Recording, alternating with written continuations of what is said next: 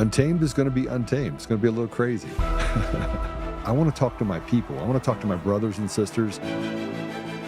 We can have grace and humility in how we interact with other people. Oh, hot dog, look at you. And nobody talked about what's really happening. And let's have conversations about what truth is.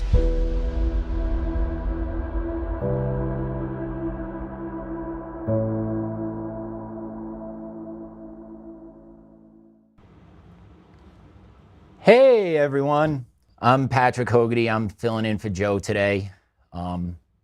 Can't see you, but you can see me. It's great to be back. Got an interesting, entertaining show for you today with some news, some sarcasm. So we'll laugh a little bit and just take a look at what's going on in the world today. It's very quite fascinating. But Joe is not here with us today. Joe is actually with Josh. And they're driving, Joe is helping Josh drive chickens across the country.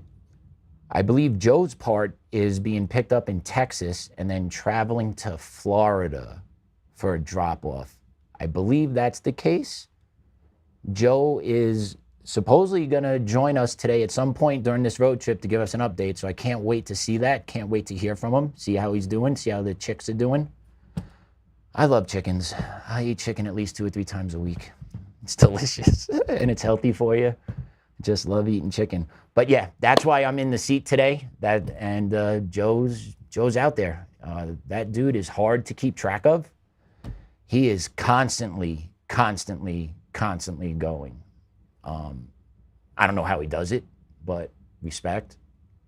And he's helping somebody out in need. So standard Joe, Joe Oltmann. Just doing what he does.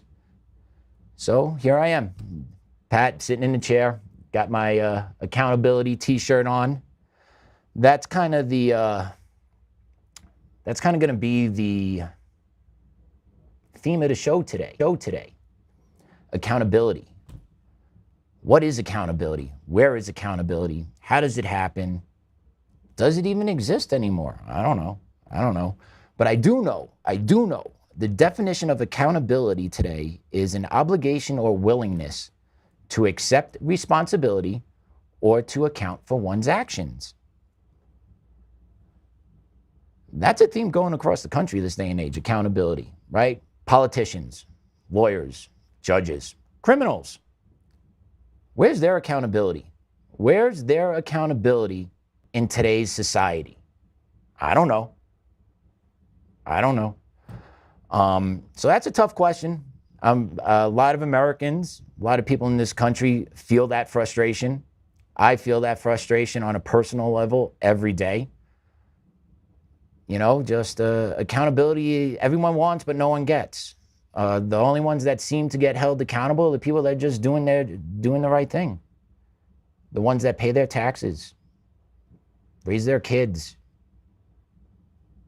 You know, we're the ones that are held accountable every day. You know, some states have laws where you have to abide by what someone wants to be called by their pronoun. And if you don't, bang, you can get fined. There's a law out here in Colorado on the books. I just spoke to someone today, Lori. She'll be coming on the show in a couple of weeks. But she spoke to me and she's trying to fight that fight. And she'll be here in a couple of weeks and she'll talk about it. But there are laws on the books where, you know, you could get fined and ticketed for not using someone's preferred pronoun or preferred gender. I don't know. But yeah, you know, just regular folks just trying to mind their own business, trying to carry on. Nope, you get held accountable though. You don't agree with what someone says. You don't agree with what I want to be. Accountability. But judges let criminals walk free. People get hurt, offenders reoffend. Like, that's the name of the game. But the justice system has been completely hacked. It is completely apparent. That's just the reality, everyone. We all know it. But how do we hold judges accountable? Where is the accountability factor placed on them? If you live in a state and you're allowed to re-elect your judges, you have to, like Joe said, I believe Joe said it yesterday, you have to vote no across the board. Everyone needs to go and you got to start from scratch. because it is just completely egregious what's going on out there. And we're going to actually play a clip from Jeanine Pirro in a little bit, because she had to actually intervene in D.C. because what happened to Edward Big Balls Korenstein, because the people weren't charged. They were let go. Judge Jeanine came in and decided to clear that out. So we're going to play a clip on that in just a second. But yeah, we're going to talk about the ICE raids in New York City that went down yesterday. I am a native New Yorker. Born, if you can't tell by the accent, native New Yorker, born in New York, Queens, New York. Lived there from 1983 until 2015. Been out in Colorado, communist Colorado ever since. But I am a native New Yorker. What I see going on back there is a crying shame. I have friends back there. They're trying to raise their families. I feel their frustration. I hear it from them. I have a good friend that's in the school system. He is concerned what's on the horizon with the Mumdani effect. We'll be also talking about that because the mayor race in New York City is coming up real soon, couple weeks. And you got a socialist running away with it. It's crazy. It is crazy. You got an absolute socialist, self-professed socialist running away with the New York City mayor race. Like, whoa. It's crazy. It is so crazy. And it's funny but sad. Because New York City, like, you just follow the trajectory downward, right? You just follow it from West Coast to East Coast, or whoop, right? LA, Portland, Seattle, Denver. Keep going. Kansas City, Chicago, New York, coast to coast. Keep enabling these socialist ideas. Keep enabling these socialist politicians that describe that they say I'm a Democrat. They are. The Democrat Party is openly socialist. And if you haven't gotten the memo yet, there it is. So for my Democratic friends,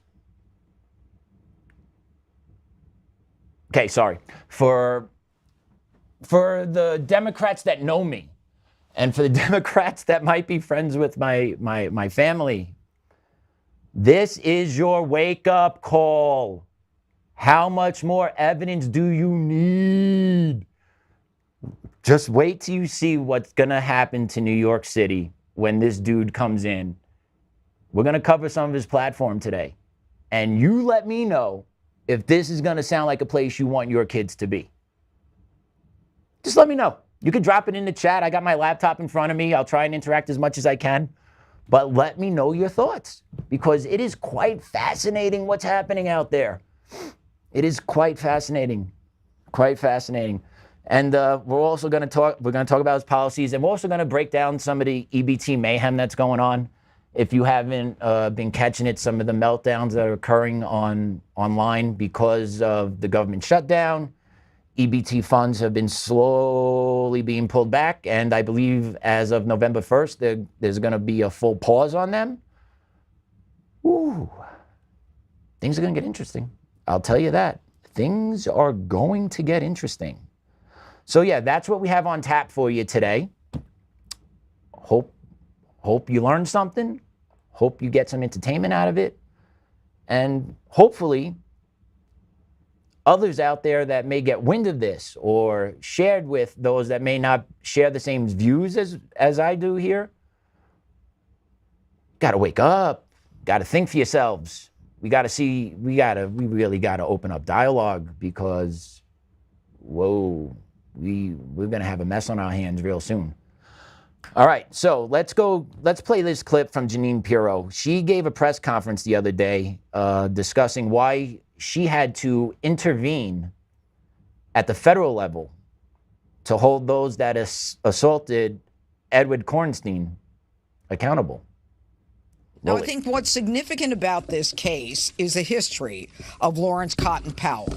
I want you to follow me on this. Lawrence Cotton Powell is 19 years of age. He's now charged with robbery, first-degree robbery, for which he faces 15 years in prison. He also faces a charge of assault with intent to commit robbery and another 15 years. and robbery for Edward Korstein, 15 years, assault with intent to commit robbery, another 15 years, and attempted carjacking, 5 years.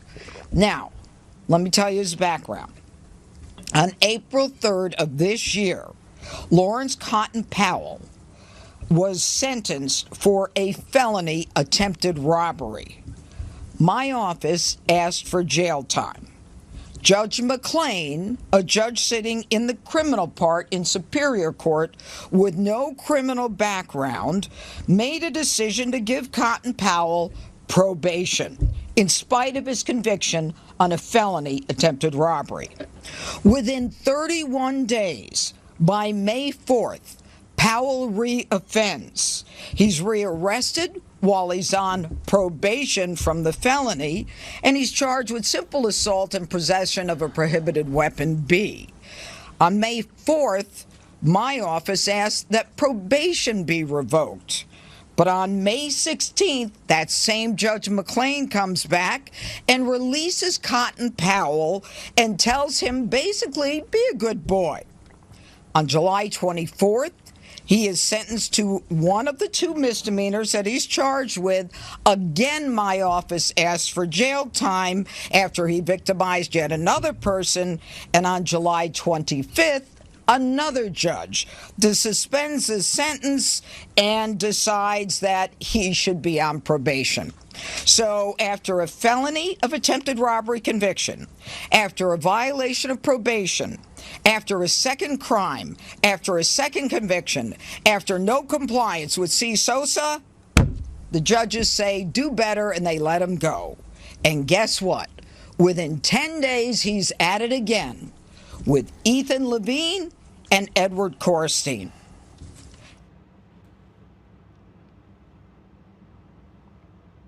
Did you get all that? See all that? Hear all that? Arrest. Let out. Rearrest. Let out. Rearrest. Let out. And so on, the story goes. They beat the hell out of this guy. You know, the pictures were pretty bad. I recently saw a video of him finally starting to getting back to working out in the gym for himself, which is great for him.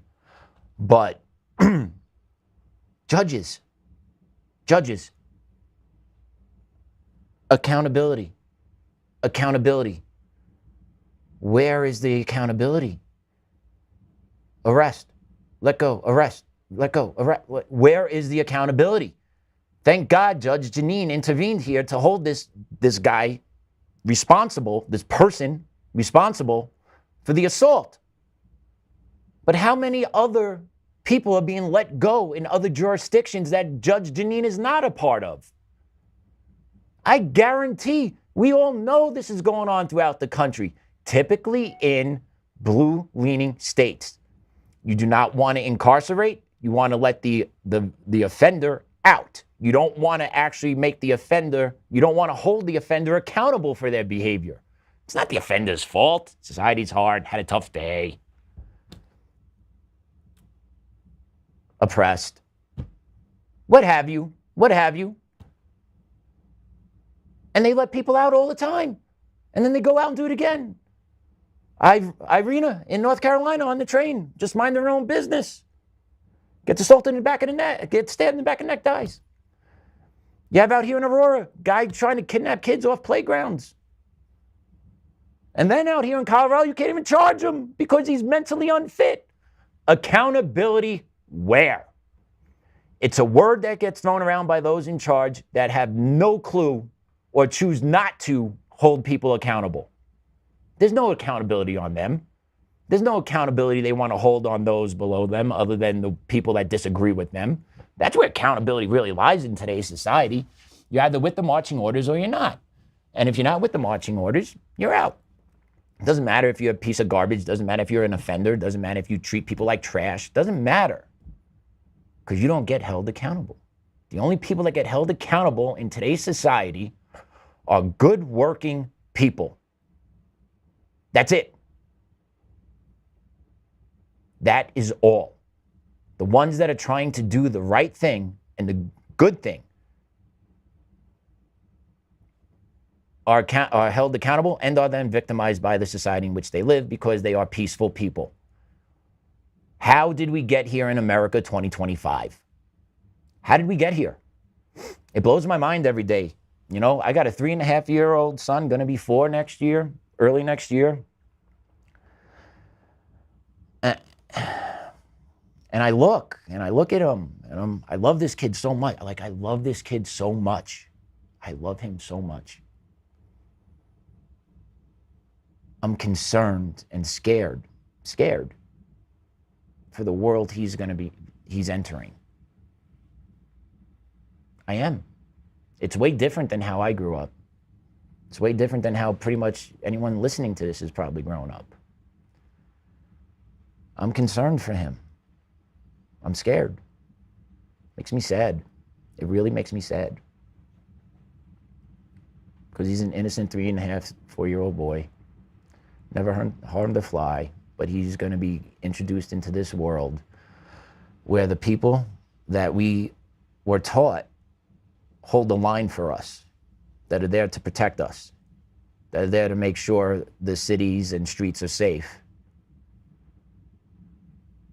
Those are the ones that are the corrupt ones. Those are the ones that are inflicting the harm on our regular society, putting our regular citizens at risk because we're just trying to do the right thing and mind our business, go to work, raise a family. But it's hard when you have to be scared what's going to happen to your kid because you just don't know if the justice system and the judges are doing what they're supposed to do. And it's very apparent that they're not. It's very apparent that they're not. Changes need to be made. Accountability needs to be stored. Judges need to go. Judges need to be held accountable for their horrible decision making. Is it decisions though? I don't even know if it's a decision. I think it's just a programmed response. It fits our narrative. It fits the party that appointed me to power. No, I'm not going to do something to hold it accountable. Okay, I'm running into that out here in Colorado. I have a lock solid case against Cherry Creek School District for firing me for my freedom of speech. Lock solid. Lock solid. Federal judge Magistrate Judge Valhalic, that name should sound familiar. He is overseeing the Tina Peters case right now. Magistrate Valhalic believes that the Cherry Creek School District has a right to terminate me in the name of equity and inclusion because it outweighs my protective speech. Federal judge. Magistrate judge. Then we appealed it up. And federal judge Rodriguez agreed. So I lost my job. They lied to me about why I lost my job. I was told it was cut for budgetary, but in the court papers, they actually admit it was for what I said.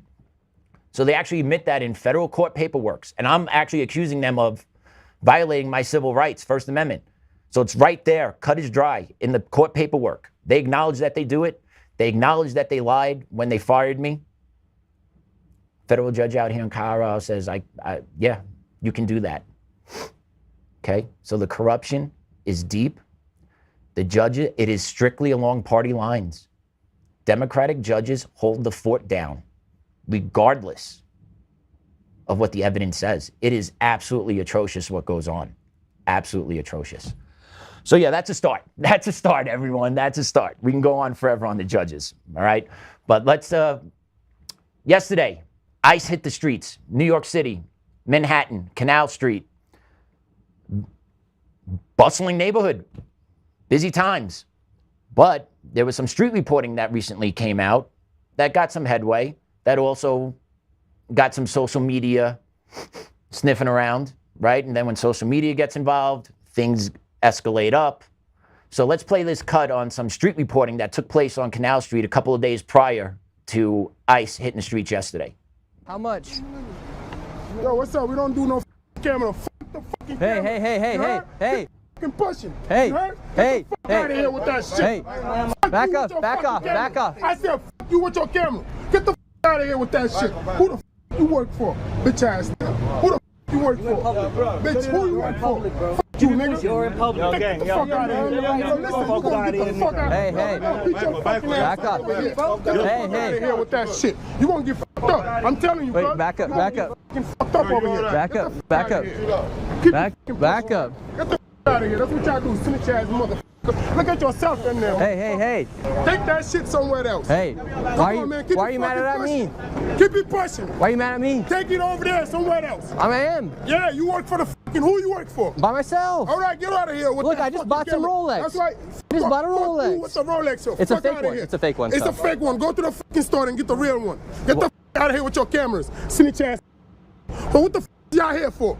This is how the we eat. That's how the we eat. So get the out of here. I'm leaving. So get the out of here. Where you come from? You get the out of here. Where I you- come from your mother, bitch. Really? You bitch. No, you didn't. Fuck out of here. Why are you mad at us? Go fucking suck some dick. We can be here on the street. This is public street. Yo, get the We have the fuck First outta here, Amendment. nigga. This our block, you bitch ass nigga. Get the fuck This is your outta block? here. Yeah, motherfucker. So somebody spend your motherfucker and take your camera away. I can be here. I don't have anything to be worried about because I'm not doing anything illegally. You see what happens? People come in from other countries illegally. They get mad at you on the streets of the United States. Then they shouldn't be doing stuff illegally. Then they shouldn't be doing stuff illegally. That's not your fucking business what you do, nigga. Hey. Hey. I will smash this bitch. Hey. And you fucking lost it. Hey. All right, we're out. See what happens? That's the problem. If you just can't let this go on, people need to start standing on business. These people are selling illegally on the streets of New York City. Cameraman just got punched in the face. Took one for the team. He just took one cold right there. They're selling marijuana illegally. That's why they're mad. Thing is, these people don't have papers. You guys heard of there? He said this is his block. It's not his block. He's here illegally. He doesn't even have papers to be here.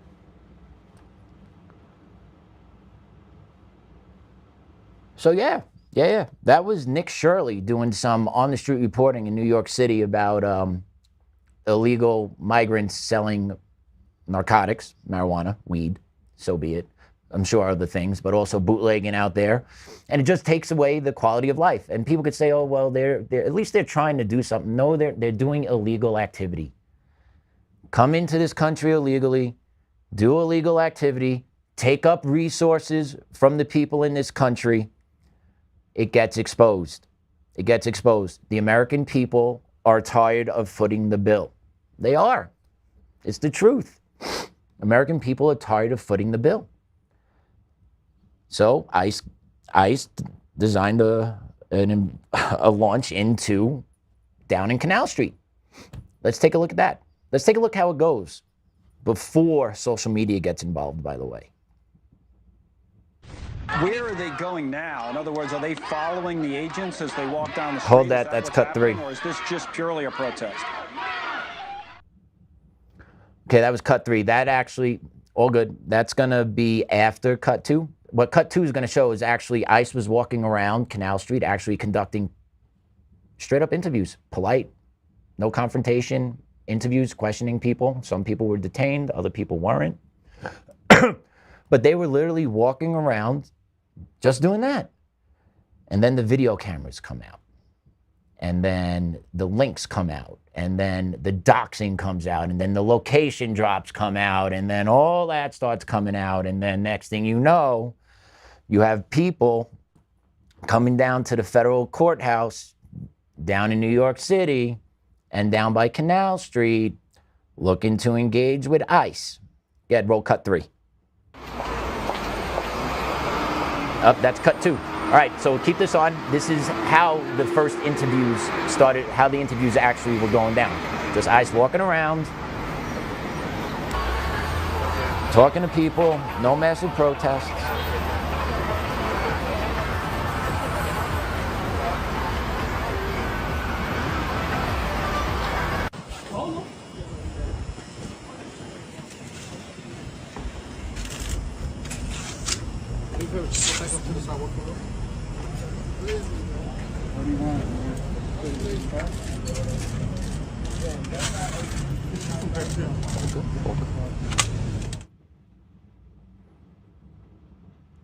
So you see, out there doing their business. Unfortunately, when people break the law, accountability needs to be enforced. So there are people that toe that line every day, that go out there and have to do that work every day. And I'm thankful they're doing that work every day. I have a friend that's doing that work right now back in New York, you know? It's hard. It's hard. It is so hard, you know? But It needs to be done. And also what you, big picture-wise, when you take the 30,000, 40,000 picture view out of it, you also got to look at the costs that come with this and also the political power that come with this. Well, immigrants can't vote. Maybe, maybe not, depending where you are, depending where you live. Right? Right? We all know. So, the other part that comes into this, though, is when the census gets done, whether you're legal or illegal, you're counted towards the census of the population of America. And why that is important is the census then will dictate your representation in Congress.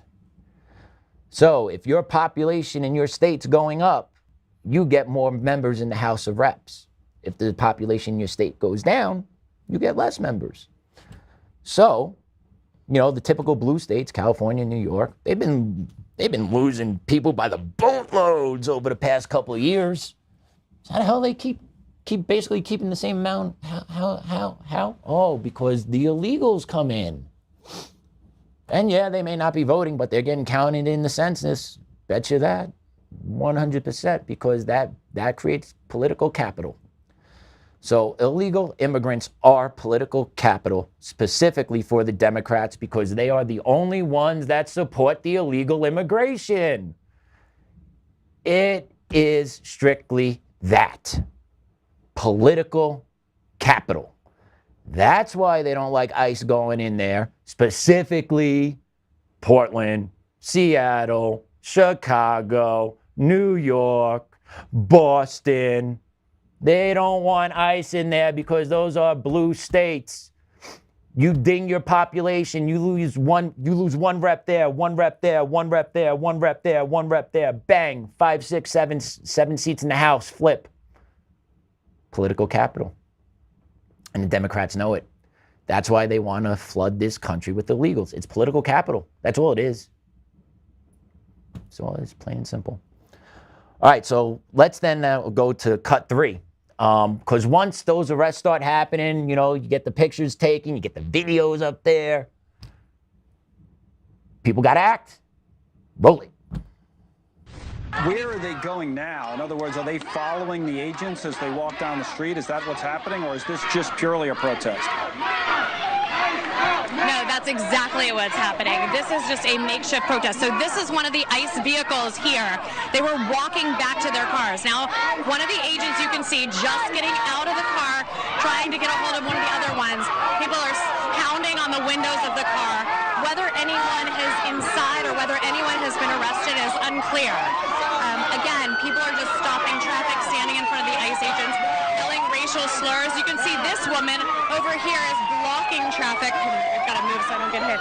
There are people here, the ICE agents are trying to get out, and come with me here, Greg, they're not letting them leave. So it's unclear whether people are even inside the vehicle aside from these agents, but these women aren't letting them go anywhere. So yeah, that's just the start. That's just the start. Go right to clip 4. Bring in clip 4 because it gets better.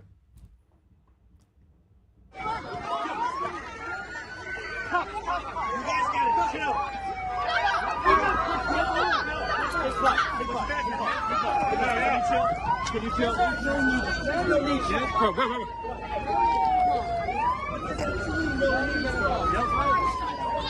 Public street, man. Stop.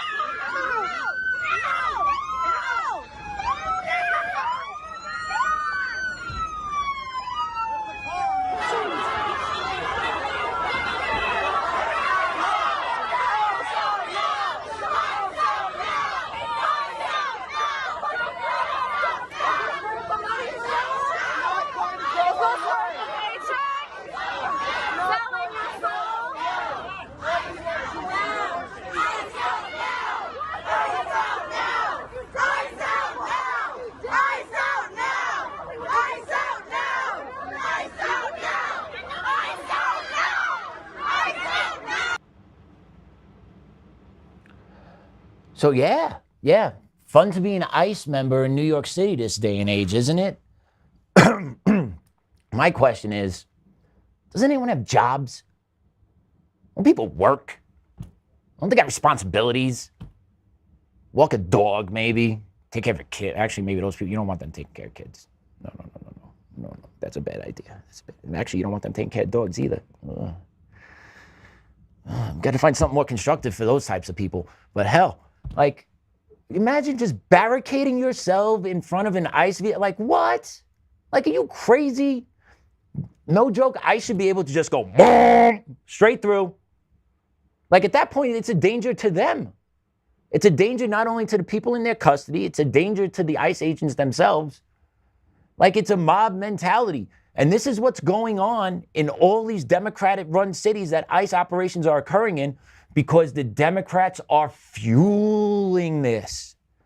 They are fueling this, right? They keep talking about ICE are the Gestapo, the Nazis. No, they are not. They are good-working, hard-working Americans who believe in borders, okay? You're not a country if you don't have borders, okay? There's no difference between us or Mexico or Canada if you don't have borders. And I know some of you actually like, oh, that's a great idea. Ooh. No, thank you. No, time out. No, thank you. No, thank you. No. We are not all the same.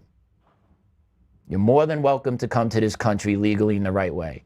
Well, back in the day, this country took anybody. It did. You're right, it did. 100% it did. But, we forget this, but. Well, there's a couple of buts. Sorry, a couple buts. It wasn't just as simple as it just came over on a boat across the Atlantic. Oh, okay, you're here now. Okay, here's your plot of land. Here's your horse. Can I give you any more government assistance?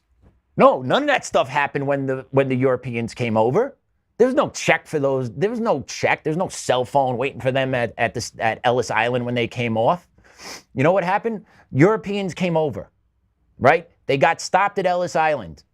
Okay, they got checked out. They got quarantined. Some of them if they were sick. Some of them got sent back if they didn't meet the sniff test that they would be a productive member of society. Back you go. Okay, America was not a welfare state back then. Okay, we had principles in this country, and the principle at the very beginning of this country was freedom. Freedom for me to work my butt off and do what I want to do, and government leave me alone. That was the long and short of the history of the founding of America. I want the government to leave me alone. I want to work. I want to practice my faith. That's long and short of it. That's it. Great idea. We got far off the rails now. We have gotten far off the rails now. But let's take a look at ICE Director Todd Lyons talking about what happened to his agents in New York City the other day.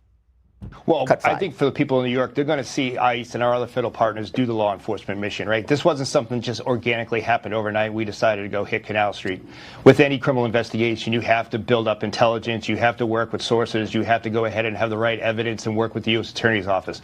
But you will see an increase in ICE arrests because there are so many criminally illegal aliens that have been released in New York specifically, and especially that are being harbored in New York from the lack of cooperation there in New York City. So you will see us making those criminal arrests to make New York safe again.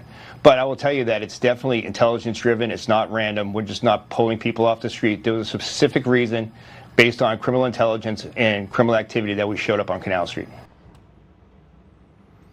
So there you go. ICE, all in. You're not going to scare us. We're going to keep going. We're going to keep pushing forward. All in. So as ICE moves all in what they want to do, the Democrats decide to move in what they want to do. Take a look at what they're looking to launch coming up. Cut 6, please. I shared this with the mayor. Over the course of the next couple of weeks, the Oversight Committee will be launching on their website a master ICE tracker where we're going to be essentially tracking every single instance that we can verify that the community will be able to send us information on. So yeah, just want to keep creating scenes that we just witnessed. Democrats are on board. They like the chaos. They like the chaos. They like the chaos. Unbelievable. Unbelievable. Unbelievable. And you also had Pritzker last week talking about wanting to hold ICE agents accountable once Democrats are back in power. Can you imagine that? Can you imagine, let's say the Democrats, God forbid, ever get back into the presidency, God forbid, when the pendulum will swing back. So when they do come back in, can you then imagine something happening where they then launch an initiative to go arrest ICE agents for doing what they just did because they're upholding the rule of law ordered by President Trump? Can you imagine what's going to happen? All right. So I got a special guest joining me right now. We would like to welcome Joe to his own show. Austin, we got Joe? Ha What's up, buddy? What's going on? How are you? Great. How are you? I'm good. I have a puppy. Okay, we got a puppy.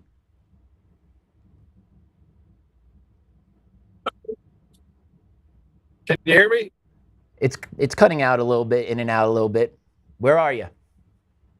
We're in the middle of Texas. So we have 8 chickens. Josh is driving. Say hello, Josh. Hey, Josh, what's up, buddy? What's up? Hey, wait, Josh, weren't you on the call when I first interviewed? Yeah, he was there. Yes. Oh, man, I never saw that guy ever since. Hey, Josh. Now Joe's with me in the van. Oh, that's awesome. Nice to see you again, dude. You too. This is awesome. We are driving across the country covertly with chickens. How many do you have? There's 8 chickens. 8 chickens in here. They're back there. And then, say hi. Harley, say hi. There you go. That's Harley. Then you got the chickens are back there hidden underneath the plants. Those are not marijuana plants, though. So Josh is a refugee from California now, and he is on his way to Florida. And I was like, I got to go with you. Make sure you get there okay. So he stopped by San Antonio, picked me up, and we're on our way back, or all the way back to the great state of Florida. Beautiful, beautiful. So what time did you guys get on the road today? 1 o'clock. Oh, all right. So fresh, still fresh. Yeah, well, I mean, Josh has been driving since this morning because he came through from New Mexico, but yeah, fresh for me. There you go. Give him a little half day pick me up, getting Joe in the car with you. Absolutely. Yeah, absolutely. Well, I was listening to what you said about ICE. Somebody's going to get killed. Yes. And that's going to be the outcome. Is someone is going to show up and do harm just like they did to police officers in 2020, 2021. They're going to do the same thing to ICE agents. So, I mean, there's a huge amount of fear right now that is being driven by the radical left and saying, oh, they're coming in our community, they're taking away our citizens. They're not citizens, right? And you don't get to step in front of the line against people that come here legally and go through the process the right way. So I just can't understand the ridiculousness of it and the fact that nobody's saying anything, that it's not resonating, that what you're saying is retardedly false. It's not true. It's a lie. But we keep debating the ridiculous. So I'm hoping that President Trump actually does charge some of these people with sedition, because it is an active coup. This is taking over our country state by state, using fraudulent systems and importing these illegals in order to have that what you call political capital, which I believe it absolutely is. Yeah, 100%. And it's just, yeah, man, it's just so hard. It's so hard to see this happening and just like, how the hell did we get here? Why are we still here? But we have so many useful idiots in today's society that anything that Trump says or Trump does, they pull up their little phone and the algorithm feeds them upload. And then you get Democrats talking about they want to create a master, basically doxing list to get locations up right away when ICE is on the scene somewhere. Like, they're looking to stoke. They really are. And there was a shooting a couple days ago in California. I don't believe the person they captured shot, but the officers had to discharge their weapons because he tried running them over with the car. Yeah, he ended up getting hit by a ricochet in the arm. Yeah. Like, people are going to get killed, dude. It's crazy. And it's well, I mean, we got to stay vigilant. We got to stay focused on doing the right thing. And sooner or later, it's like when you have a drug addicted family member, right? That just is out of control, and you got to do an intervention. We're in the middle of intervention for the United States, and I just hope that we have the courage to continue through and do the right thing all the way to the bitter end. And frankly, I'm really worried about 2026, especially given what they've done with the election systems. And they say that Dominion's sold, so that's going to put us in a better position. If we don't get rid of machines and mail-in ballots, we have no chance as a country. If we don't do that, we die. It truly is that drastic of a situation for us. So, but we'll just keep pushing through. I'm gonna let you keep going with the show. We're gonna run into a range where we don't have much range, but I like your shirt, accountability. That's what it's all about. Yes, sir. Better believe it. Well, you guys drive safe. Thanks so much for joining in. And Joe, thanks so much for trusting me to sit in your chair today. I appreciate it. Absolutely. Yeah, give them hell. Well, I mean, give them heaven. But if they don't accept it, send them to hell. Just truth, baby. Truth hurts. To hell with them. To hell with them if they don't believe it. All right. Take care. All right. Take care, Joe. That was fun. That was fun working with the boss. You know what's funny? That's the most I've actually sat and talked with Joe since I started working here. Oh man, I enjoy the guy too. It's great. I really enjoy him. But that was the most almost face to face I've had with him. And I drove the guy to the airport 2 weeks ago, and we didn't say a word to each other. My dude is on a conference call, driving us to the airport, and yeah, just never said a word. We handled that. Got him there. I brought the car back to the office. But yeah, that was the most I've spoken to Joe in quite some time. And every time I talk to him, I enjoy it. And he is straight to the point. He is blunt. He is honest. And yeah, man, and he is true. Voting is a problem in this country. And I know Trump's on this mail-in, talking about it. Where's the action? Where's the action? Tick, tick, tick, tick, tick, right? 365 in a year, plus a couple of weeks. What about 385 days, give or take? I'm just ballparking it here to the 2026 elections, right? So it's not a lot of time. And the way the federal government moves and the way government moves slow as shit. Let's be honest here. Slow as shit. So, yeah, that stuff really needs to be addressed. It really does. And I've learned a lot more about the system itself since I started working here. And it's crazy. It's crazy.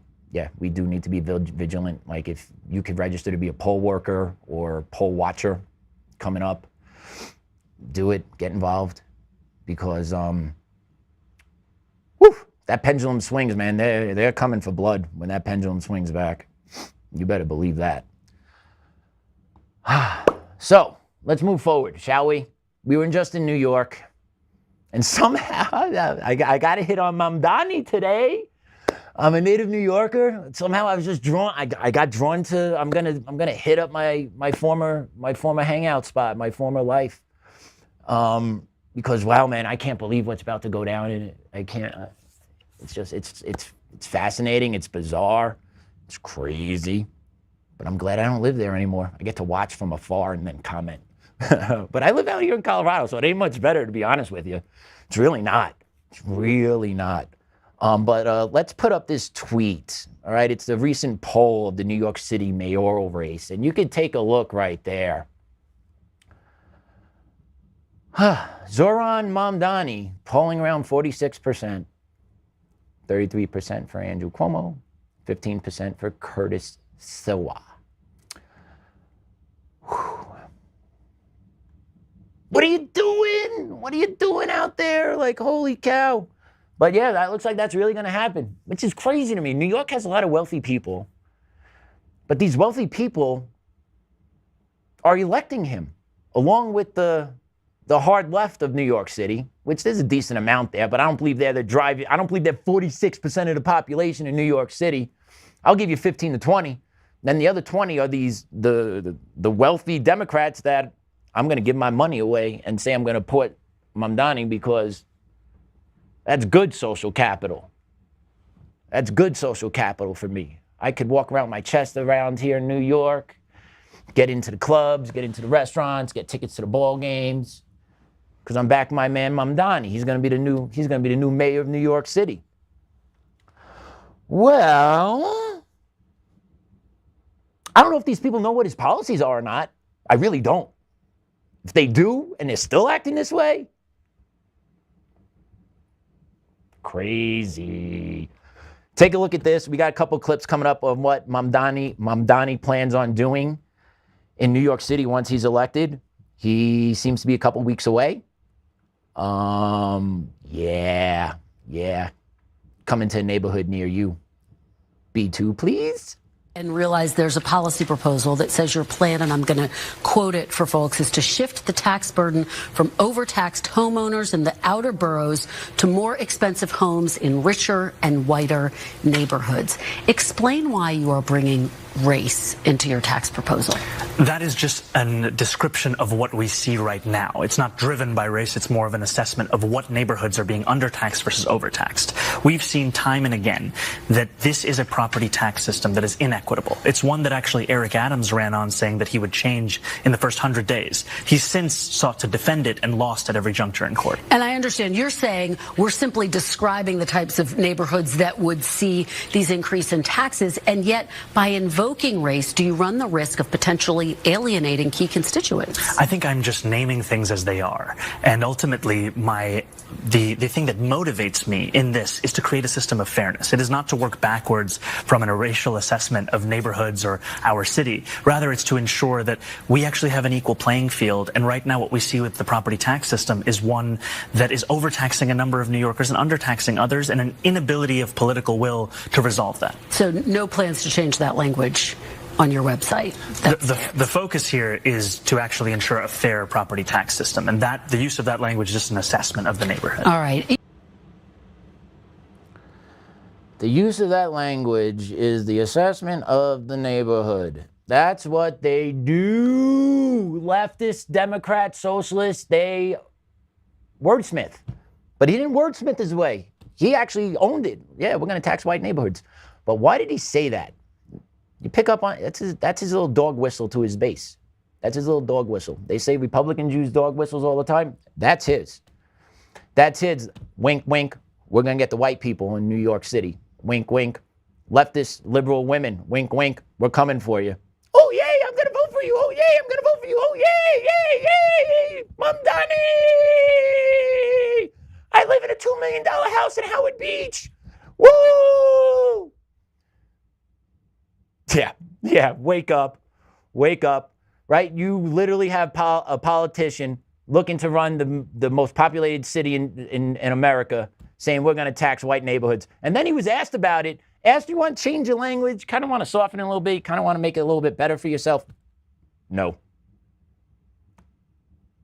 Wake up, hello. Anybody home? Wait till you hear what else he wants to do here, all right? Tax white people, increase taxes. He doesn't like that white people have high property value.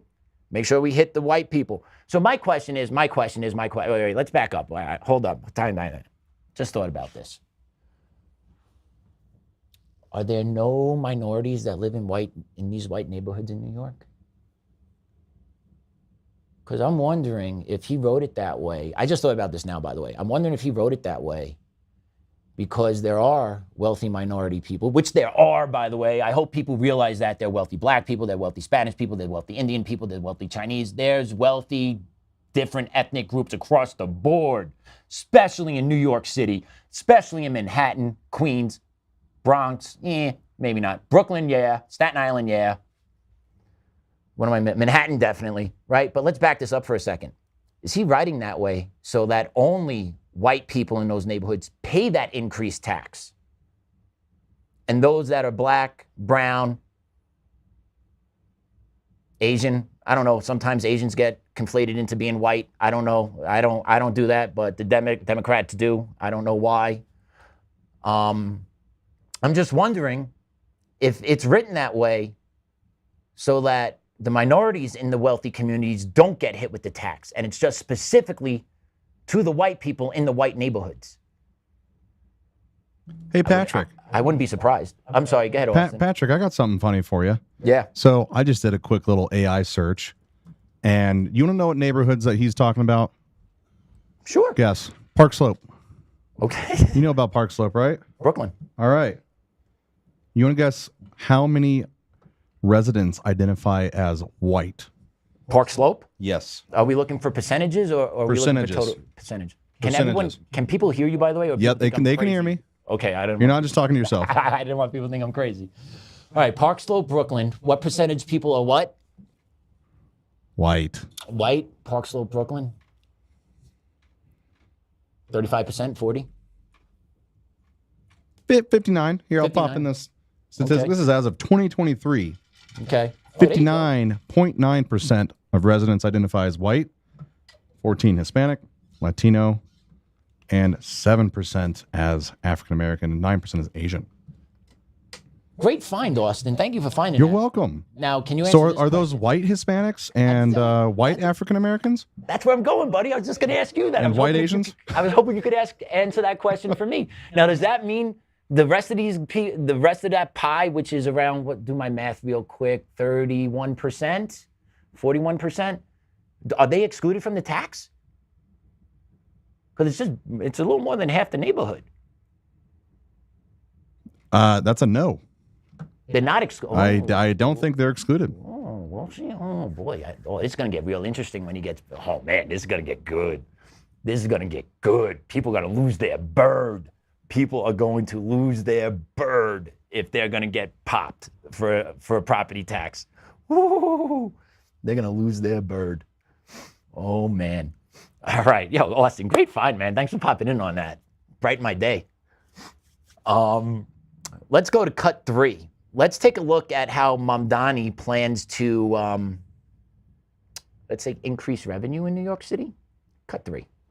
And to follow the advice of district attorneys that we have here in New York City, the current Manhattan DA, the former Manhattan DA, the current Brooklyn DA, the former Manhattan DA having said that prosecuting women for prostitution is something that actually leads to less safety. And what we need to do is provide an economy Mr. of opportunity. Just a quick clarification. So no legalization, how about decriminalization? I do not think that we should be prosecuting women who are struggling, who are currently being thrown in jail, and then being offered job opportunities. I think we should be actually providing those kinds of opportunities at the first point of interaction. Legalize prostitution, anybody? At the first point of action? Hi, I'm John. How much? Great. Just contributed to the economic growth of New York City. That's where you're going, people. That's where you're going. And some people are like, oh, that's fine. Women can choose to do what they want. And I get that. I hear that. But what about the quality of life? See that stuff on the streets openly, right? You got your kid walking down the street in New York City and just, all of a sudden we got brothels popping up. Like, whoa, whoa. But we're getting better as a society, though. We are getting way better as a society. 2025, all this technology, all this science. Yeah, we are degrading. And it's all being funneled by one political party, if you notice this. It's all being driven by one way of thinking, if you notice this. Okay? He wants to legalize prostitution. Yeah.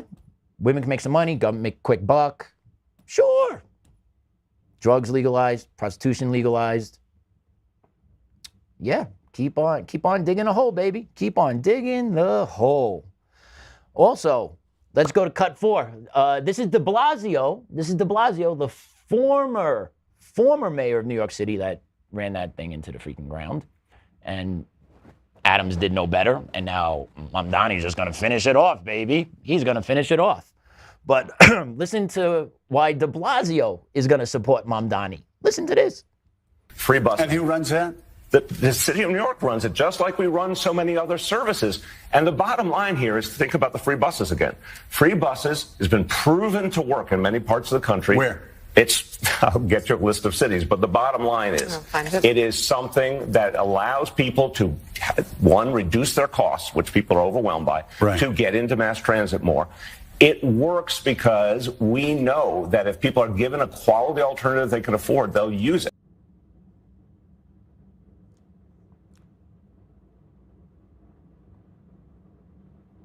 Free buses. Where do they work? I don't know. I'll get you a list. Okay. All righty there, de Blasio.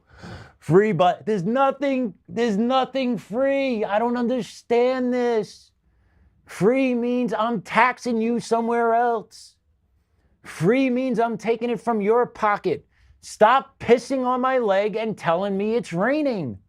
The Democratic Party, the Socialist Party of America, free this, free that, take this, take that, give here, give there. Who's getting hit? Middle-class Americans, taxes, sales tax, federal tax, state tax, all these tax. Where are you getting the money to do free bus rides? And I'm not going to lie, New York City, I rode New York City Transit going to school. I had to take 3 city buses, 2 middle school, and then 3 city buses to high school. Okay, there's a lot of public transportation options in New York City. It's one of the perks of living in New York City, to be honest with you. The transportation out here in Colorado sucks. The transportation system, god-awful. I feel bad for people that rely on it out here. Like, oh, that's another thing. Hey, Colorado, you want to talk about equity, helping people out? Why don't you improve your transportation system out here? Because whatever you got going on sucks. You hear that, Polis? It's trash. But anyway, free buses in New York City. Well, could be a good idea. Could be a good idea. Won't be, though. Won't be. Because what that turns into is shelter. That's what free busing turns into. Shelter for those that are homeless. Just like the New York City subways, right? Like once you get through the gates, you could ride subways all over the place in New York City, free of charge. Once you get through the gates, swipe your Metro card. I don't even know what it is anymore. $2.75, maybe $3 a ride. I don't even know. I feel like I'm out of touch. So my New York friends may text me and just herb on me in a little bit because I don't know what I'm talking about with the pricing anymore because that's how out of touch I am. But I do know once you get into the subways of New York City, you could hop on and just ride all day, all night. And that's been a thing that's been going on. But yeah, free city buses. That means free trains, free everything. One more free thing. Cut 5. One more. I'll give you an example. When we talk about grocery stores, I've put forward a proposal for a pilot of 1 grocery store in each borough. These are 5 grocery stores that would cost $60 million in a city budget of more than $113 billion.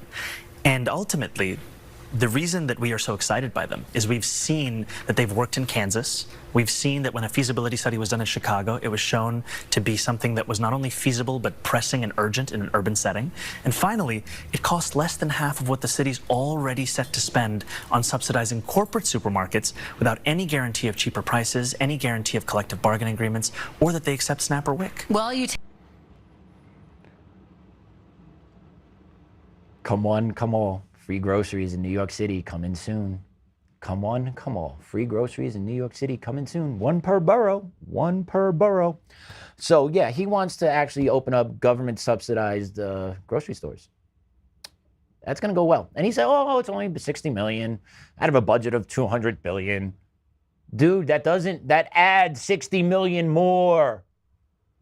Do you not get that? That adds $60 million more dollars. It's not like that's penciled in there somewhere and you got, nope, you want 60 million more. Bang. Okay. And he also said they were successful. Yeah, well, Mumdani got fact-checked by Patrick Hogarty right here on Joe Oltmann, Untamed Nation. Roll cut 6. For months, the store hasn't fully been stocked. Still, person after person comes to buy groceries. I thank the previous operator for the years they put into that, as well as their predecessor. And now we'll try to do all we can to make sure that this works. Mayor Quinton Lucas is disappointed. He met with the store operator 2 weeks ago for hours trying to come up with a solution. Yeah, I know there are different challenges to how a grocery store can operate. Part of that challenge is that the city certainly has been happy to be a partner, but there's always a limit to what we will invest as well. It comes down to money. The city owns the building and has invested nearly $29 million in the store. Still, the Sunfresh was losing money. All of a sudden, you roll down here this morning and they're gone, and they're saying they're not coming back. All neighbors know is there's no food here now, and they wish that wasn't the case. I'd like to know what could be done, maybe to bring it back. In Kansas City, Brian Johnson, KMBC 9 News. Oh, I'm sorry. Where was that? Kansas City? Didn't the Lion Socialist say it was a success in Kansas City? Bang. No, it wasn't. Huge failure. Actual news report from the local media out there in Kansas City. Take a look at that. Holy Toledo. $29 million spent. One grocery store. Failed. And this clown in New York is saying I'm going to do 5 with 60 mil? Yeah, okay. Complete failure. Okay, but once again, this is the left. This is the socialist. Free stuff. And then you get the useful idiots be like, I need free stuff. Blah, blah, blah, blah, blah. That's the only way. That's the only way I can get ahead. No thought process of how I can better myself as a person. How can I improve my life as a person? Can I make better life choices as a person? Can I get a different career? Can I get a job? Right? The self-accountability factor. No, I don't want to be accountable for my actions. I don't want to be accountable to wake up every day and go to work. I want free stuff all the time. I've earned that right. Doing what? I don't know, but I've earned that right. And also, this country sucks, but I earned that right to get free stuff here. Crazy dynamic what goes on in people's heads, I'll tell you. It is crazy dynamic what goes on in people's heads. But the bottom line is when the Democrat Socialist Party of America tells you they want to give you free stuff, they're leaving out the part of how they're going to pay for that free stuff. And I'm going to give you a clip from another socialist mayor. I'm done listening to Mumdani for now. I got another socialist mayor, another good one, Mr. Johnson out in Chicago. Take a listen to this clip on how he's planning to produce revenue for the city of Chicago. Please play cut 7. Just like we tax other addictive vices that are bad for our health, like nicotine and tobacco, it is far past time we treat social media companies the same way. Under his proposal, social media companies would pay 50 cents for every active user each month. The first 100,000 users are exempt. The Johnson administration says it would raise $31 million, money they would use to fund expanded crisis response and city-run mental health clinics. It's a tax no other U.S. city has implemented. You've admitted that we would be the first in the nation to do this. How confident are we of the city's legal standing to levy that tax? Who exactly feels confident that we're able to implement this? Let me not assume anything. The Department of Law. The city's budget director facing questions about the legality of the tax during a city council hearing Tuesday. In our discussions with the Department of Law, they feel that we have a strong case that through our amusement tax, this is a tax that the city can levy on social media companies. But other legal experts see it differently. And on its face, frankly, it's unconstitutional. Amy Boss is vice president of government affairs at the trade association NetChoice, whose members include social media companies like Meta and Snap. She says a 1983 Supreme Court decision backs her up. The court ruled that you cannot single out media for special tax treatment, and this is what Chicago is doing here, right? The city can tax businesses broadly, but the moment they pick out specific media companies, it becomes constitutionally suspect. They're going to have to find this money from somewhere else because it simply won't survive the inevitable legal challenge. So there you go. Chicago broke as hell. They need money. All right, how do I get money? Tax. So now they want to tax social media companies because they are to blame for our health. Well, if you're over 18 and you're consuming social media and you have mental health issues, that's on you. If you're under 18 and you're consuming social media and you have mental health issues, that's with your parents. That's on your parents. So I don't believe social media should be considered something as like we all free willingly do it, right? So like, yeah, I get it. Yeah, people free willingly smoke. People free willingly drink. Yeah, tax that. Where does it end? Where does it end? You can't simply keep taxing people. You can't keep taxing businesses. You can't do it. It's fundamentally impossible for businesses and humans to keep going if they're not making money. And if you keep taking from them, it's crazy. Chicago, New York, Denver, right? Just keep going through the freaking list, day in, day out, right? Politicians want to do these programs. By the way, these politicians, once again, what do they have all in common? Blue cities, blue states, yada, yada, yada, right? It's all the same. It's all the same. And it's been the same, right? When was the last time a Republican controlled New York, right? Giuliani. When was the last time a Republican controlled Colorado? Last time a Republican controlled California, Chicago, Illinois, right? Go through the freaking list, right? These cities, these states, they are what they are because these policies have been what these policies have been for years and years and years. It isn't something new. It isn't like Trump did this or, hey, we're cleaning up from Bush. Like, no. Obama policies, local Democratic policies, auto pen, right? Like, it's the Democratic machine that has caused this carnage over the past 20 years. No one else is to blame. No one else is to blame. The carnage is strictly on them. So you want to tax people all the time. Tax the rich, tax the middle, sales tax here, tax your car here, tax this. You got a long tree on your property, got to tax you there. Eventually, you turn into San Francisco. Take a look at Cut 8.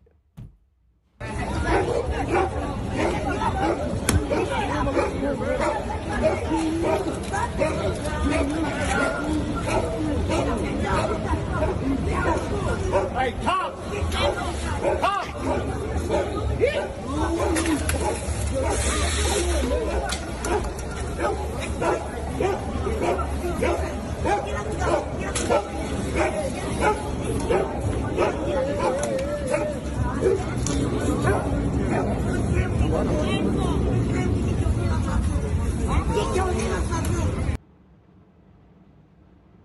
It's like the day after tomorrow. You ever see that movie? When Will Smith was the only one left. It's like the day after the city's a shot. Left in ruins. Yeah, San Francisco was ahead of the curve. They started in the 60s, right? So they're a little bit ahead of the curve. But New York, buckle up. Giddy up. It's going to be interesting what's coming. But yeah, you keep taxing wealthy people, they leave. And then you don't have money. And then what's left? Those that can't leave. Those that don't have the means to produce better lives for themselves. You get what you get in San Francisco. And it's creeping all throughout the country. It's up in Seattle. It's in Denver. 100% it's in Chicago. It's in New York. It's all over the place. And it's just sad. Just sad. Oof. Oof.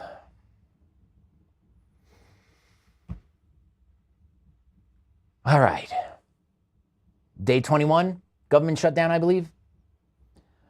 Some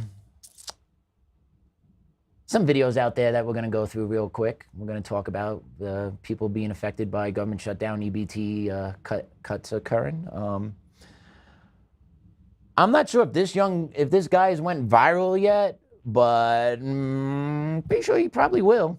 Let's play C1, please. I just woke up.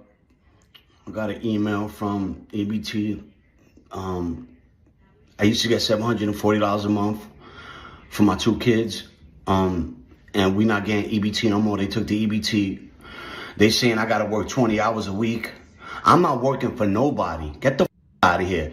This is what Americans, taxpayer, work for us. They work for me. They gotta help me feed my kids. Get the out of here. You know what I'm saying? Like, don't be quitters now. Y'all been helping us all this time. Now y'all want to tap out. Get the out of here. I want my EBT, yo. I want my EBT, and I'm not working for nobody. I'm a boss. What the I look like working when the government is here to help? Come on. Y'all send all that money to Iraq, Ukraine. Y'all funding all these wars. But when it's time to help the Americans, y'all don't want to help us? I need my EBT, yo. I need my money, yo. I need my EBT. Stop playing with me, yo. Yeah. I'm a boss. I ain't working for nobody. Need my EBT. Yeah. I'm torn here, man. Like, I hear this guy and I'm like, yo, you're crazy, dude. But I also heard the second part of that message, which he's not wrong with either. He is not wrong with what this government has been doing. and the misplacement of money we have given for a long time to a lot of different reasons, different places, different people, just giving away, make it rain, make it rain, make it rain. So I could see that side of it. I could see his frustration as being an American and being cut off when I need to feed my kids. I could see that. I hear that. He's actually right. He's actually right. But there's something I don't hear or see from him also, and that is accountability of him. I expect the government to take care of me. I expect the government to take care of my kids. I'm a boss. I ain't working for nobody.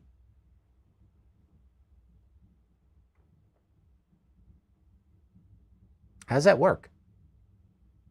You just plan to be on EBT the rest of your life? I don't know how that works. But yeah, there are people, and these videos are all over social media. Like, people are just like, yo, I'm not going to work. Forget that. I'm going to take this. I'm going to do that. And they're just trying to just say, I'm entitled to this money. I deserve this money. No one's actually looking inward to say, how do I benefit? How can I benefit myself? How am I going to make my life better from this situation? How am I going to get myself out of this situation?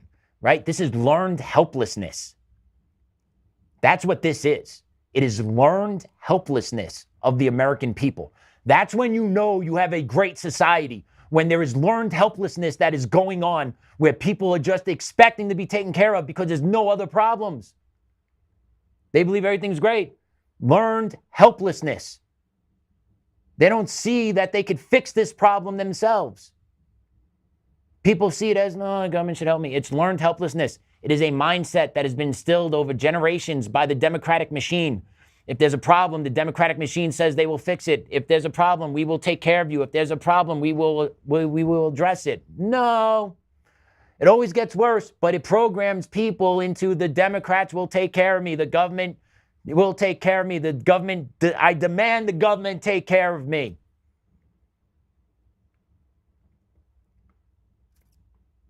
Ask not what you can do for your country. Ask not what your country can do for you. Instead, what you can do for your country. Right? John F. Kennedy. I know that's not exactly quote, but I believe I'm really close on that. Where's that mindset anymore? Where's that mindset of what can I do to better my country? Not what my country can do for me. Our country doesn't owe us a damn thing. We owe our country. This is the greatest country in the world. Everyone from all walks of life, all different continents, all different countries, all different languages, all different dialects, all different races, they all want to come where? Here. Why? Greatest country ever. And yet we're destroying ourselves. We're destroying ourselves with complacency. We're destroying ourselves with the belief that the government should take care of me because I'm an American. No. That will lead to the utter demise of this country. That is the last thing you want. That is the last thing I want. If you want to live in a government that takes care of you, there's a couple other places you could go. That's not how it works here. But people have been brainwashed into believing this is how it needs to work. And yeah. Take a look at this video I found today. Mom and daughter go shopping with their EBT. Take a look at this. Cut 2, please. Come with me to spend $2,000 in food stamps at Foodco, at Winco, at Sumco. And of course I got my coffee with food stamps at Target. My daughter's with me and she wants to spend her food stamps too. She gets 700 and she gets 12.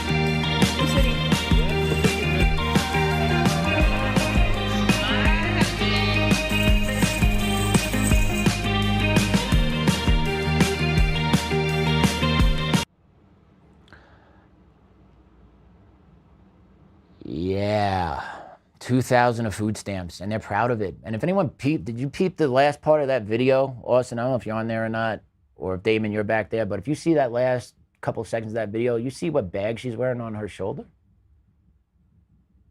Michael Kors, baby.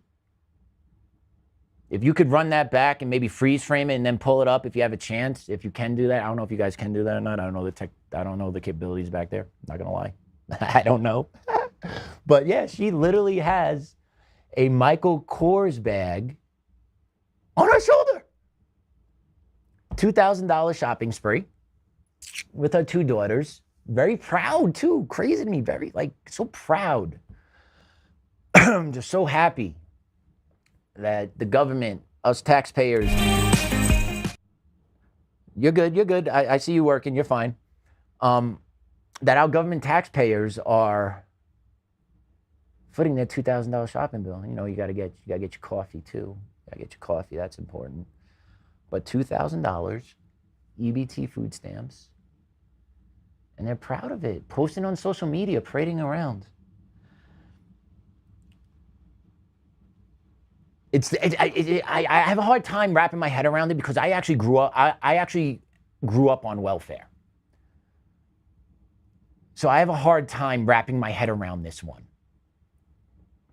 I grew up with a single mom in Queens, New York, on welfare. And I remember having to go down to Jamaica, Queens to do a welfare check. I had to be maybe 6 or 7. They had to make sure I was in good health. I remember being online with my mom.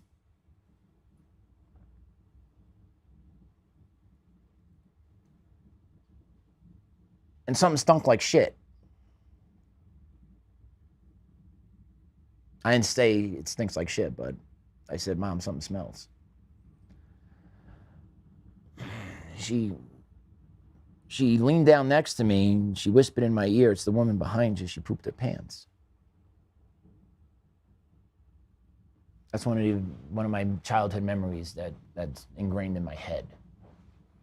Because at that moment, I remember thinking to myself, 7, 8-year-old kid, I don't want to be here again.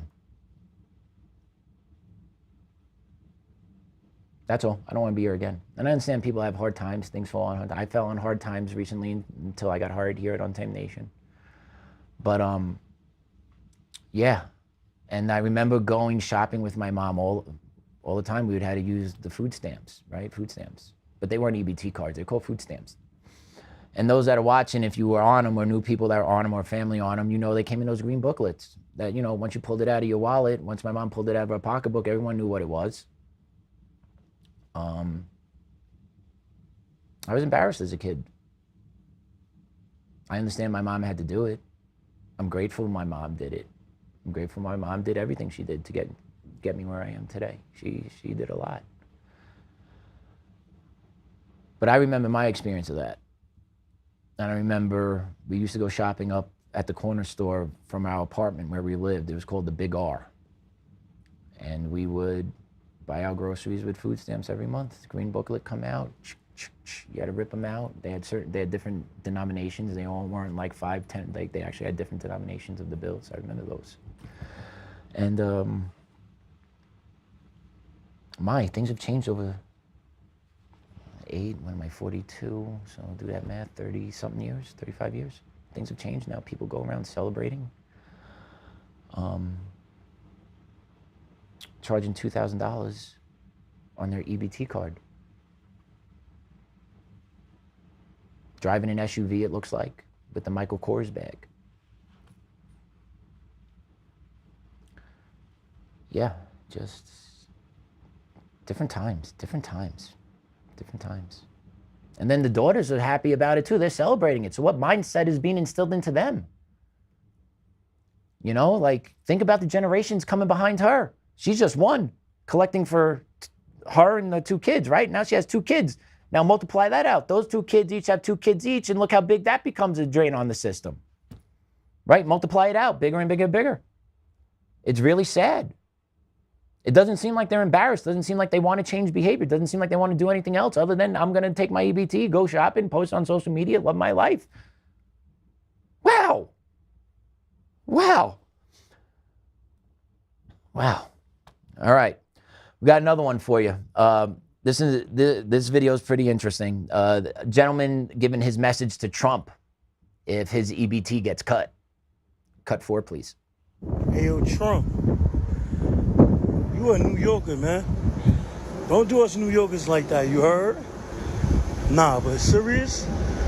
If you deny the whole America food stamps, bro, it's gonna be a problem. Walmart, get ready.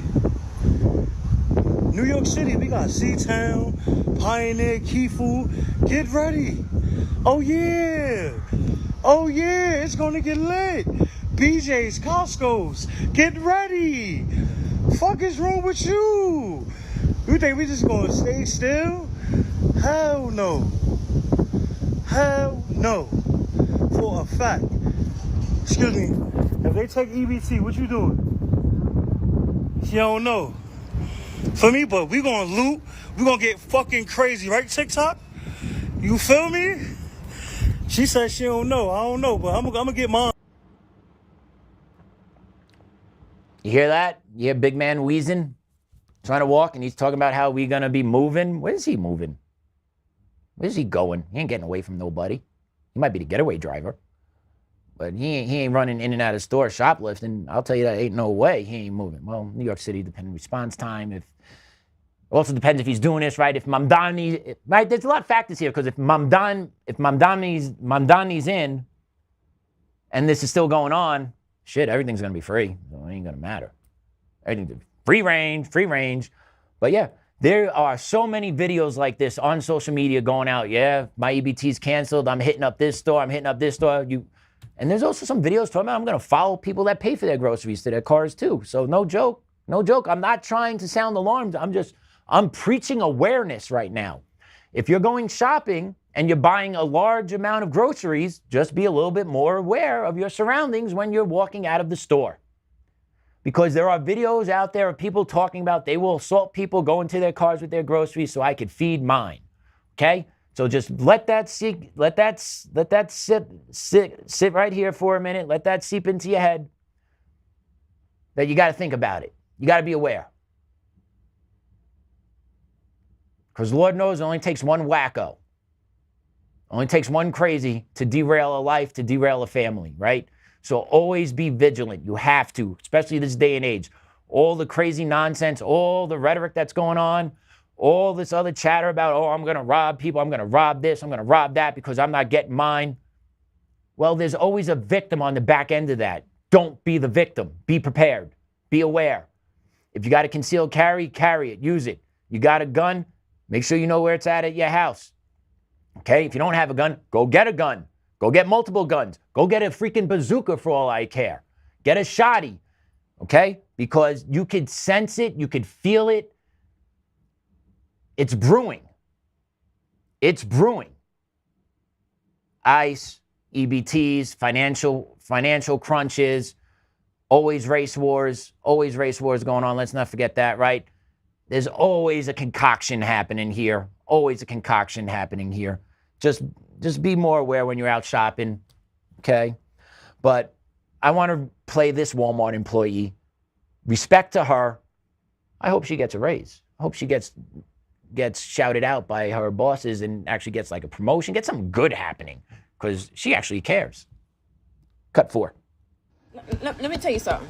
If you think that you better come up in here and steal from the Wally world because you ain't getting no food stamps, I'm gonna call the police on you. I'm gonna call. They're on speed dial. I'm gonna call them expeditiously. I don't care. God bless her heart. She's in the right place. That's all she could do. She's a tiny thing. You think she's stopping anybody? You think she's gonna try and... She shouldn't. She'll get stampeded from some of the people I've seen on these videos. Some of these people are quite large. She will be stampeded. But then again, these people can't move that fast. So I don't know. If she could maybe juke them a little bit, outlast them, cause an asthma attack, might actually hold them out to the cop show. I don't know. But amen to her. Good for her. Like, when you think about that's all you can do if you're an employee at these places and you get these whack jobs coming in saying, I'm robbing you because I didn't get my card. All right, go ahead. Right? What are you going to do? What, are you going to fight 100 people? You're going to fight 5 people? It's not worth it. Call the cops. Cops may show up, right? So this may become a thing. Like the flash mobs that happened back in I think it was six months to a year ago, flash mobbing, hitting up stores. Be prepared. Flash mob in grocery stores. It's coming. EBT's canceled. Perfect smokescreen to start the flash mobbing of grocery stores. Why the outrage, though? Why are so many people angry? This one American, I think she's on to something here. She calls out the secret of the outrage of the EBT scam. EBT outrage. Play it. So as quiet as it's kept, and I know y'all won't admit this because I know how y'all are, but y'all aren't really outraged that the food stamps, the EBT shit is about to get shut down. Y'all are really outraged because now you're going to have to take the money you normally buy weed, wigs, bundles, get your nails done. Y'all are going to have to take those funds and buy food now. And don't say I'm lying, because when y'all were receiving food stamps, you were selling the food stamps. So you weren't worried about feeding your children men. But all of a sudden now, you're outraged. Oh my God, like, why we gonna feed our kids the same way you've been feeding them? Sleeping with that man. Getting a few funds from him. Keep doing it. You know what I'm saying? Y'all ain't been worried about them kids and their well-being, but all of a sudden now, you are. Okay. All right. Boom! Boom, boom, wham, bam, thank you, ma'am. Perfect answer. And she's 100% right. Because now that discretionary fund, my play money, my money I don't have to use to buy food, I have to buy food with. So what does that mean now? I can't have my discretionary funds. Oh, hell no. I need to get my weed. I need to get my cigarettes. I need to get my nail done. Need to go out to dinner. Got to do this. Oh, hell no. Hell no. There's the outrage right there in black and white. Truth be told, perfectly. To the T. Amen, sister. I don't know who she is. She hit the nail on the freaking head, though. She is probably hated by the EBT community right now because she outed their secret. So I hope she's in witness protection, because they will come find her, especially once the EBT funds find out and their scam is released and they are outed. And then, oh man, I really do have to, man, I'm going to be pissed. I'm going to be angry. Yeah, I got to find someone that, yep, and she'll be the target. But she is 100% right. Whew. Wow. So I hope you guys enjoyed today's show. But that's the content for today. Like, holy Toledo, ICE, Mumdani, EBT, the real underbellies of America. What's really going on? We got the chat up. Thank you guys. Sorry, Patrick, I didn't mean to laugh, but it's funny. Someone laughing at me? It's okay if you did. You gotta laugh at yourself. And if you got some entertainment out of this, I'm glad, but I hope if you took something else from it, got some knowledge, I'll be even more happy, because we're in tough times. And you can't rely on government. You can't even rely on Trump. Call a spade a spade. Can't even rely on Trump. A lot of things he said he wanted to do, he hasn't really done. He does give us some crumbs, though. Let's be honest. We do get some crumbs from President Trump. He is down on the deportations. He is sticking to that. We appreciate that, President Trump. Keep it up. Thank you. But, there's DEI still going on in the public school systems. 100% still happening. You have criminal judges. You have wars still occurring. You have us escalating military tensions in South America. Right? It's not the platform he ran on. He is sprinkling crumbs to us. So I don't know what all that means, other than the only thing you can control is yourself and your family and your well-being. So I recommend focusing on that. You know, get involved, you know, write a fax blast. We got a fax blast that went out today. I'll pull that up in a second. But get involved. Poll watching, letters to Congress, posting on social media, having real, honest, open dialogue with people. Holding people accountable. Holding people accountable. Someone says something to you that's not true, call them on it. Make them own it. Okay, accountability needs to occur. That is the only way we get the train back on the tracks in this country. And if no one's going to hold anyone accountable, and I'm not talking about Comey and all that, Letitia James, those are all useful idiots. They're all idiots. They're distractions. They're the crumbs. They're the crumbs. They're the crumbs. They're the crumbs. They're the useful morons in society. We need some big changes. Trump was elected on them. Trump needs to do them. Otherwise, we are a failed state and we are a lost state. It's the truth. I believe it. I wholeheartedly agree. It's reality. But yeah, we do have a fax blast that went out this morning. The fax blast today is about end attacks on ICE and prosecute those responsible. I'll just read this real quick to you so you get an idea of what was written, and if you choose to participate, we would greatly appreciate it. We would greatly appreciate it. Blow their fax machines up, make them read stuff when they get back into sessions. Make their job difficult. Make them, you know, like these you want to talk about dictators, my Lord. All right. I am writing as a frustrated and outraged citizen, fed up with the relentless attacks on U.S. immigrations and customs enforcement by members of the Democratic Party and their allies. ICE agents risk their lives daily to protect our communities by apprehending and deporting illegal immigrants who commit heinous crimes, murderers, rapists, and child predators among them. Yet, instead of support, these brave officers face a barrage of hostility, with Democrats championing sanctuary policies that free violent felons back into our streets and activists doxing agents by exposing their personal information, home addresses, and photos online. This reckless behavior has led to a staggering 1,000% spike in assaults on ICE officers in some areas.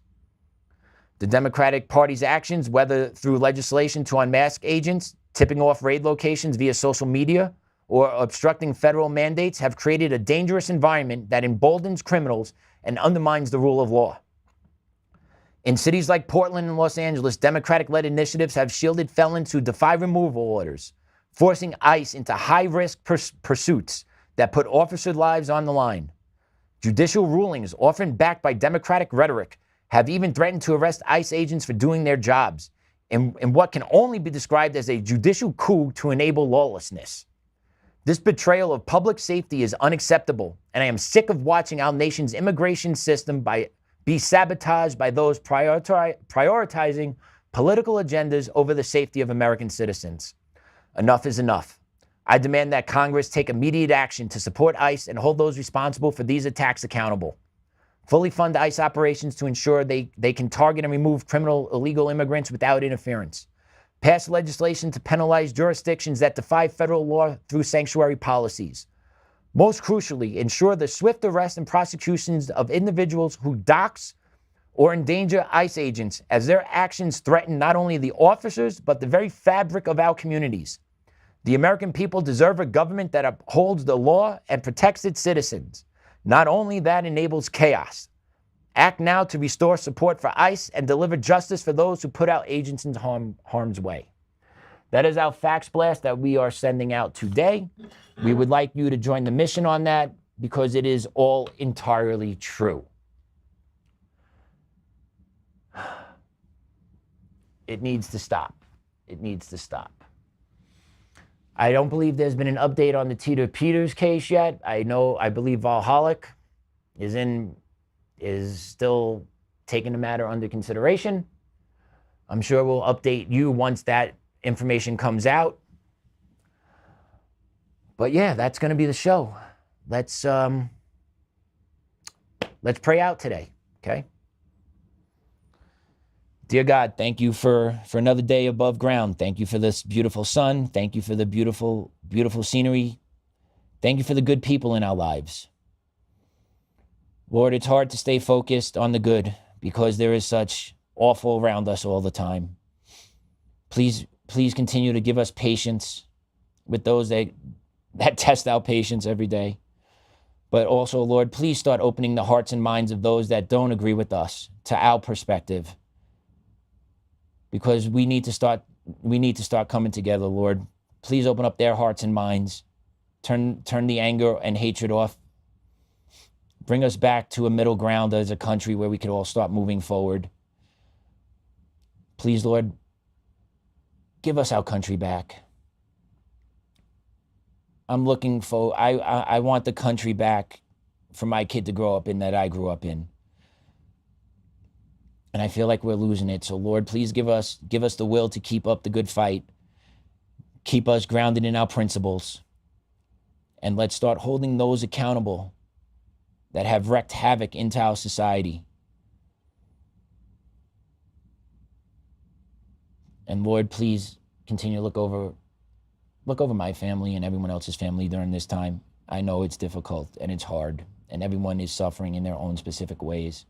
But please, Lord, continue to look over us and protect us from the evils, and that we can live to fight another day. Amen. All right, thank you guys so much. Y'all have a good night. Stay frosty, my friends.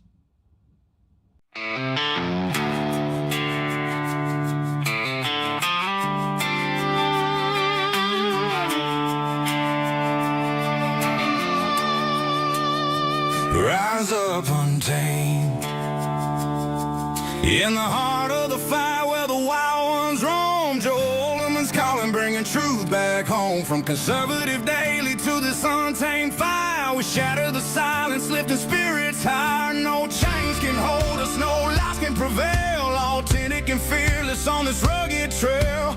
Patriots gather under stars and stripes. Untamed nation, igniting the night.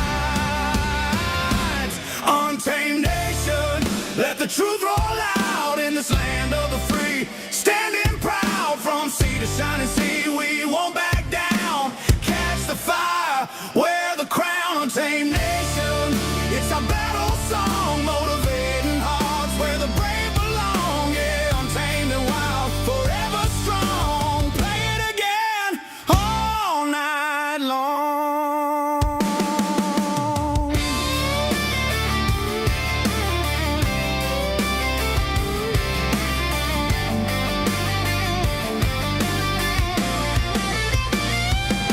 Break the mold, chase the real. No more games, time to heal. Joe's voice leads the untamed crew. Truth matters through and through. Untamed nation, let the truth roll out in this land of the free. Standing proud from sea to shining sea, we won't back down. Catch the fire, wear the crown. Untamed nation, it's our battle.